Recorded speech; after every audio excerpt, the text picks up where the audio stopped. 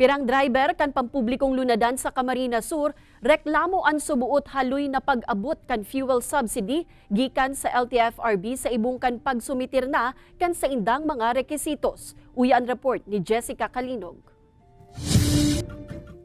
Mayong huraw na paglangkaw sa presyo kan krudo asin gasolina, anda kulang agyat na pigaatubangon yan kan mga driver kan mga pampublikong lunadan. Kaya kan maarama na may fuel subsidy para sa mga tricycle driver, tulos na nagpasa nin mga rekisito Sindarino Bulan kan Banwaan in Pili, asin Jeffrey Pili kan Banwaan in Bula. Marurumduman na enot ng pig-anunsyo kan DILG na nasa 600,000 na tricycle driver sa nasyon ang makakaresebe nin fuel subsidy na nakatalaan i-distribuer kan LTFRB. Kami, naugma po kami, kaso hanggang ngunyan mayo pa man. Baka sakali makatabang sa mga pamilya mi. Mayo pa man po. Yung mani pinaasahan yung mga driver, ma'am, sige lang pong mahal kang gasolina.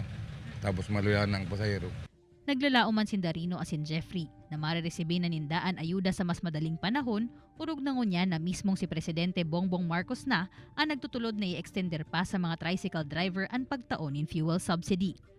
Magin ang mga jeepney driver, haloy naman na nagahalat kaini. Apwera kaya sa mahal na krudo. Bawas pa sa kita ninda ang boundary sa pigpapasadang jeep. Kaya gasino naman ang naiuuli ninda. Sana po bumaba ning diesel. Tayo man lang ning nagpapasakit sa muya.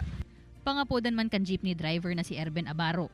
Makaabot man kuta sa Bicol Region ang implementasyon kan dagdag pasahe sa jeep. Sana magtaas po ta po nga niyang para ma-balance po sa krudo.